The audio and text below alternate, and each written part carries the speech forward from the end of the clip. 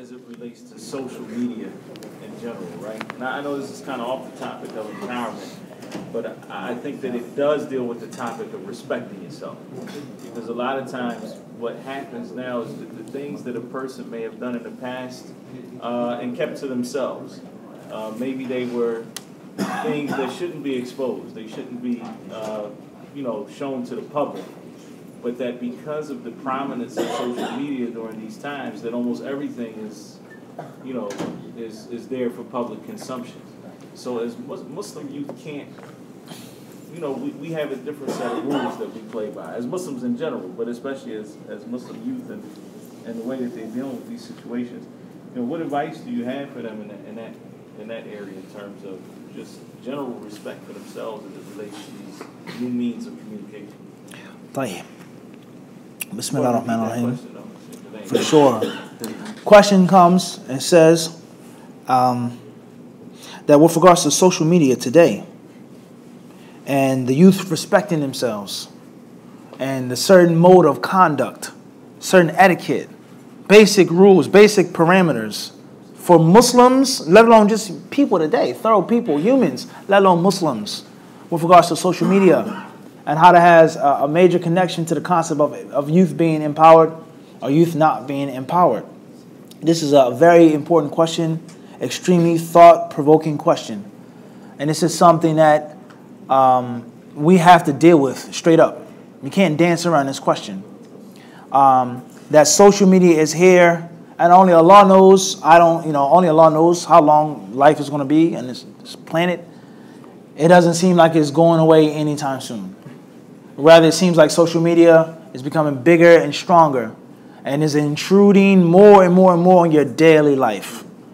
There aren't but so many things you can do nowadays without registering an email or having a backup or recovery email. Now they have stoves and ovens that you can control through your phone. Everything is electronic. Everything is digital. Everything is used by a passcode, by this, by that. Okay, everything is based off of a location. That's the dunya. All right, and I think that this pertains directly to the talk with regards to the older brothers. Many older brothers, they're not understanding that it is a reality. There is no don't get on social media. There is no you can't have a phone. There is no you don't need this. No, this is life today. And the youth also, they have to understand that social media is not everything. Don't you know there were people who lived in any aspect of life, not just Islam. There were people that did things before there was anything called an internet. Okay? So you can't allow your life to be governed by a device. Nor can you reject the benefit and the virtue of a device. So once again, there has to be a balance. You as a Muslim, you have basic guidelines no matter where you are. You're making a sin. You have a shortcoming, something that you're doing wrong. That's no one's business. And that's considered a major act of disrespect to Allah subhanahu wa ta'ala. And perhaps this is one of the secrets behind the hadith. كُلُّ أُمَّتِي مُعَافَى إِلَّا الْمُجَاهِرِينَ. The narration that says, my nation will be forgiven of their sins, except for those who publicize their sins. Why? Why won't they be forgiven? Because it's disrespecting Allah Azza wa Jal. Allah chose to hide your sins, and He could have exposed you. Allah chose to cover your sins out of His mercy. مَا غَرَّكَ بِرَبِّكَ الْكَرِيمِ. Many of the pious predecessors, they said that this ayah means غَرَّكَ حِلْمُ اللَّهِ. Allah's forbearance and His tolerance has deceived you. Allah is so kind and so merciful. He screens your faults. And you want to what? Took His kindness for weakness. Kindness for weakness. And expose them via social media. So this is the secret behind this hadith. Allah covered you, but you say, I don't need Allah's covering. Alright, so the story, as we know, well-known story, and this is the thing is relative to the answer. They say that there was a man who was a president of a school in Medina. And one day, some funds were missing. A lot of money was missing. So they didn't know where, what happened to the money. Only a few people have access to the money. We're all Muslims. Where did this money go?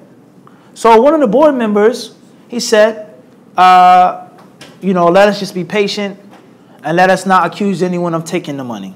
Tayyib. Some time later, more money popped up missing once more. And it kept going on until eventually the president of the school was caught stealing the money. He was the thief, embezzling the money, whatever the case may be. So one board member says, I don't think we should expose him. I think that we should be, just fix it. He'll give back the money. He'll resign and then keep it, hush hush. And another board member said, no way will we be quiet. We're going to expose him and we're going to publicize it. He says, how can you do this? Have you heard this hadith? So on and so forth. He said, it is no way this is the first time that he stole money from us, because Allah Azza wa Jalla is too tolerant to expose him like that.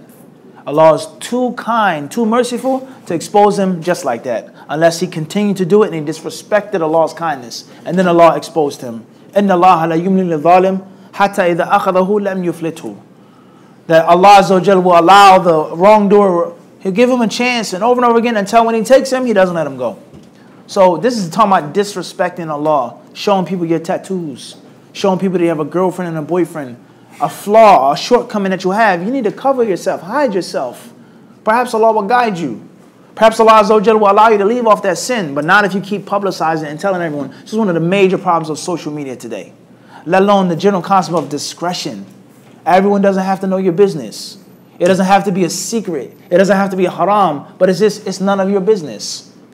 It's none of your business to know what I'm doing. I don't have to publicize and tell every single person what I'm doing. In the airport, there's no reason why I have a passcode. It's my phone. It's my own private stuff. You don't need to know what it is. It's not a crime or sin to have privacy and to have discretion. And oftentimes discretion can save your life. Discretion can save your wealth, can save your property. Social media and discretion, Facebook and discretion oftentimes is like water and oil. And you can't be a thorough person. You can't be a responsible person if you don't know how to be discreet when it's time to be discreet. Another concept and a problem of social media is the concept of good old-fashioned hard work. And the fruits that come with good old-fashioned hard work are oftentimes lost by social media. I'm going to say this, and it's not boasting or bragging, but this is to make a point. We have these tablets, these pieces of electronics, but it was a time in which we what? There was no iPad. There was no Maktaba Shamila. There was none of this and none, and there was nothing but a book and a pen and a pencil. You had to search for it. There was no index at one point in time of Musnad Imam Ahmad. You had to look for it and search for it. So what comes with that? You don't know how to be humble.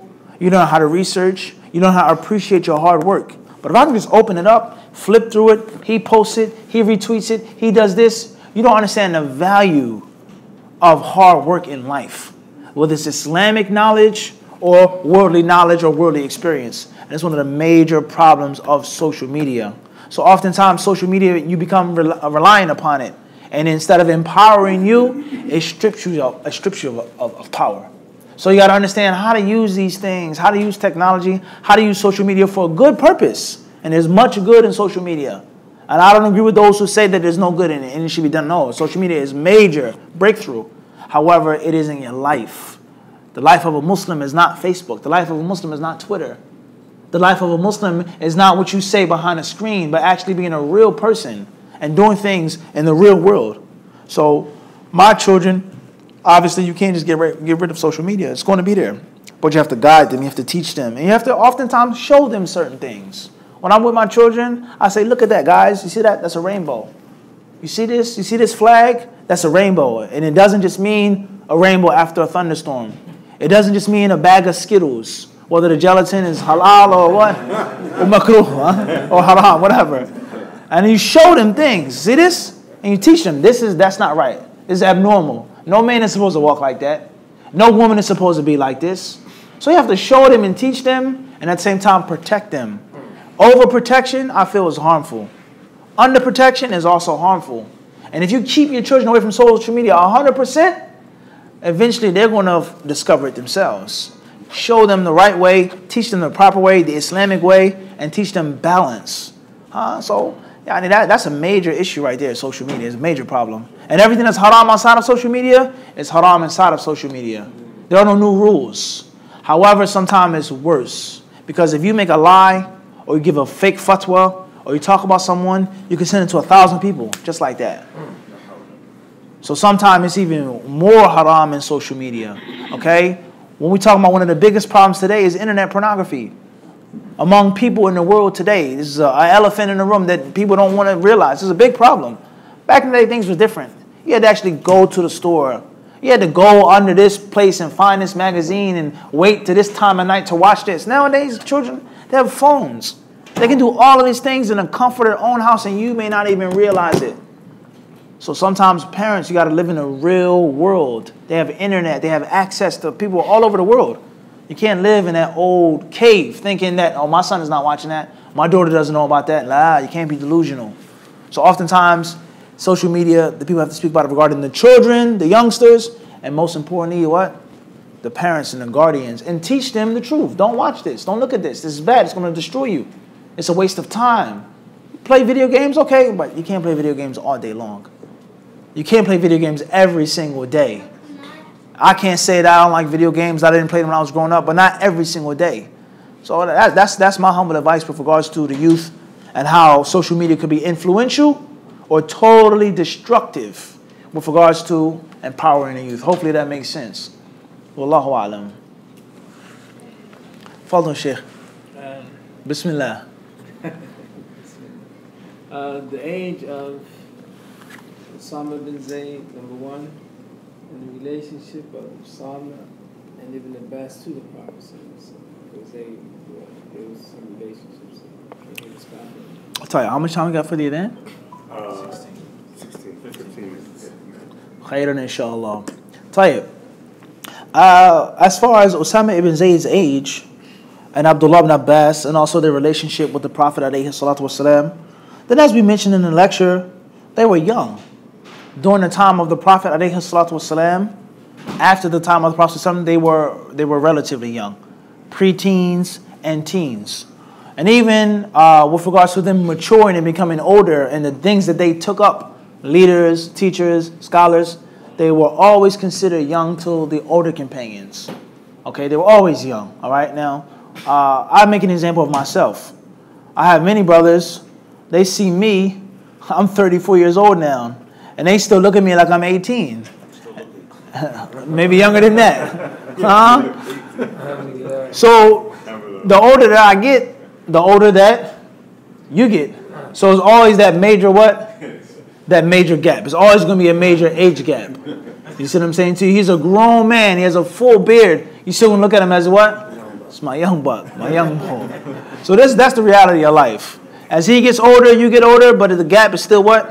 It still remains. So these two companions and others, Aisha, Jabir, many other young companions, Anas radiallahu anhu, who were kibar ulama, they were always young, even when they grew up and when they matured, despite what age they took this responsibility or not. During the time of the Prophet ﷺ, they were very young, after his lifetime, etc.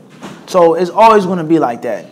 That's in general, in brief, with the time that we have here, in brief. Them being teenagers and them being pre-teens in the time of the Prophet ﷺ. Now, the concept of their relationship to the Prophet ﷺ, we mentioned a few hadiths in which they were together. And the Prophet ﷺ, he said certain words to them. Oh Allah, this is Usama, and I love him. The narration clearly says an intimate relationship with Usama and with other Sahaba who were young. Anas radiallahu anhu, he served him, and he made dua for Anas radiallahu ta'ala anhu, and the other companions as well. The point is that I think the thing that is pivotal is to look at the after effect. Not the time of the Prophet ﷺ, but what happened after his lifetime. Now some people, they say that Aisha radiallahu anha, some people argue and they say that she was not married to the Prophet at the age of 9. Some of them say that she was married to him at the age of 18. And they say this is min awham Hisham ibn Urwa. They say this is a mistake, saying that she was 9 years old when the Prophet consummated the marriage. And other people, they give different answers why the Prophet married Aisha at such a young age. And this is relative to the question and the answer. Some people, obviously, they dance around the subject, they hide, they try to change the subject. They say the hadith is da'if, etc. If you fulfill a hadith is da'if based off of hadith science, la bas. But if you're saying that just to appease the kuffar, fihi kullul bas. So the concept is that, what happens when someone is molested or someone is taken advantage of or raped? Not even molested, just raped and abused sexually. What happens to that person? The experts, they say that one of the striking, distinguishing features of someone that was taken advantage of at a young age from an older person is that they suffer from severe lack of confidence and severe low self-esteem. Severe low self-esteem and lack of confidence. They feel nothing of themselves. They have no weight, no value to do anything, to say anything, to be of any importance in the society. And if they are doing something in society, they're only doing it to numb and to dull the pain. As that Hall of Famer baseball player said when he was inducted to the Hall of Fame. And he exposed the fact that he was molested in the Catholic Church. And he says, my whole life, me being this great baseball star, was to take my mind off what happened to me when I was an altar boy. So the point is that Aisha radiallahu ta'ala anha, let's look at how she was empowered and what happened to her after the Prophet alayhi salatu wasalam.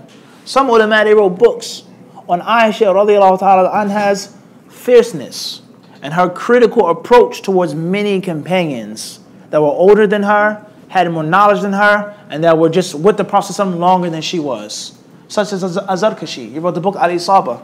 He wrote a book in which he compiled all of the times which Aisha criticized other companions. Aisha, she said, anyone who tells you that the Prophet ﷺ urinated standing up, then don't believe him. He's a liar. The Prophet never urinated standing up. And Hudayfa radiallahu anhu, he narrated the Prophet he urinated standing up.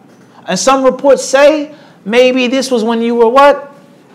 Putting on makeup and wearing gold and wearing jewelry. You were adorning yourself for the Prophet. We were out fighting with him. We know that he did it. In other words, I have more knowledge than you, Aisha, in this issue. Who's better, Aisha or Umar? Of course, Umar is better. And this companion and that companion. And Aisha, it did not stop her from speaking out and saying Umar made a mistake. Hudayfa made a mistake. Abu Hurairah made a mistake. So on and so forth. So the point is, one of the ways to prove that this marriage was a valid marriage and there was never no abuse or exploitation is that Aisha radiallahu ta'ala anha, she lived after the Messenger of Allah sallallahu alaihi wasallam and she thrived and she became not a great scholar but a critical scholar. So how is it possible for the Prophet sallallahu alaihi wasallam to have abused her and she lived her life like that afterwards? I.e. the Prophet sallallahu alaihi wasallam empowered her with that knowledge, with that tarbiyah. He raised her, and the most important part of the legacy is afterwards. Osama, Ibn Abbas, Anas, their relationship with the Prophet was important, but the most important thing was what? Was the fruit. And it's no way that the Prophet pushed the youth away and kept the youth away. There's no way that he looked down upon the youth and they lived and became what they what? What they became. Everyone understand the point? So I think that's the most important part of focusing of Osama, of Ibn Abbas, of the other young companions is what they turned out to be. What they what? What they turn out to be. And that's the true manifestation of the legacy. And the proof is in the pudding. What did they do? What did those companions do? What did they become? Okay, so that's what's important is the fruit and not necessarily the planting of the seed. The wedding, but the actual marriage. And Allah knows best. Hopefully that sheds some light on the answer, Sheikh. Bidnai ta'ala. Are there any other questions from the brothers or the sisters before we stop? Fadl akhi. Malish. Fadl. Is it permissible for a woman to pray side by side by her husband? Question is it permissible for a woman to pray side by side by her husband? The Prophet says, Sallu kama ra'aytumuni usalli lita'khudhu manasikakum. One narration says, pray like you see me praying. Another narration says, learn Hajj from me. These are the specifics of the generals. Waqimu salah, establish the prayer. How the Prophet established the prayer. Make Hajj. Walillahi ala nasi hijjul bayt. According to how the Prophet established Hajj. And the Messenger of Allah sallallahu, the close relationship that he had with his wives, it's not narrated that he prayed side by side with them. It's always been narrated that they were behind him, whether it was just him and her, and a young man, Anas, a yatim, an orphan, or the narrations which the Prophet sallallahu prayed in the chamber of Aisha, and it was very close, tight space. But she wasn't praying. She was menstruating, and she was lying on the bed. But it was never mentioned that he and her prayed together. Maymuna radiallahu anha, it's not mentioned that he prayed with her that night with Ibn Abbas. So therefore, we say that it's general rule, but with specific instruction or specific action. The Prophet never did that. So therefore, a woman should be behind her husband, and she should not stand by her husband, even if they're praying in the house. And the proof for that is, your wife has to pray with a hijab on in the house. And no one sees her. No one is looking at her odor, but she still has to do what, Abdul Qawi? She still has to cover. And the same applies to the rules of standing and walking, even though no one is with you. So that's what I would say about that, and Allah knows best. Fadl. Can you tell us a story about someone who empowered you or a situation that empowered you to help you get to where you are now? Question is, could you tell us a story about someone who empowered you to help you get to where you are now? There are many stories like that.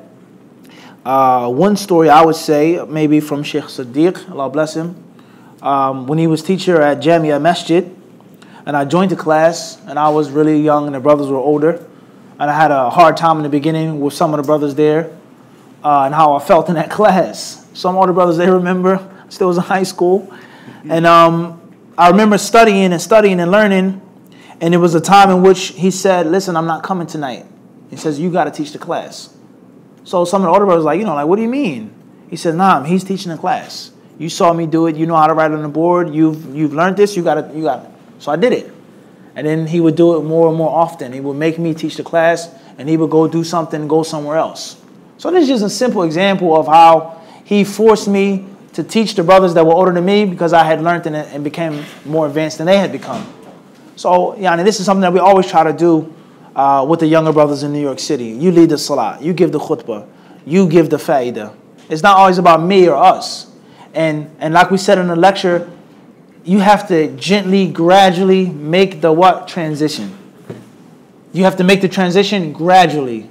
Everyone understand this? It can't be a thing in which I'm gone, you're in charge. And sometimes it's like that. But you always have to train. You always have to get ready to prepare because we don't know how long we're going to be living. So I think that's a very crucially important part of empowering the youth is to gradually nurture them. To teach them before they have to what? Have to do it. Okay, so that's what something that he did with us. He made me teach the class even though I didn't have to teach the class. And it allowed me to learn how to teach a class. Before it was obligatory to teach a class. So if you have a son, teach your son how to walk, how to do this, how to get this without you being there. Even though you're there with him. If you're an imam of a masjid, you should have young brothers with you. Your daughters with you. Teach them how to do it. Because you want to make a smooth transition and not a breakneck type of, you're in charge now. And you know what to do, sweating bullets. And Allah knows best. Sheikh.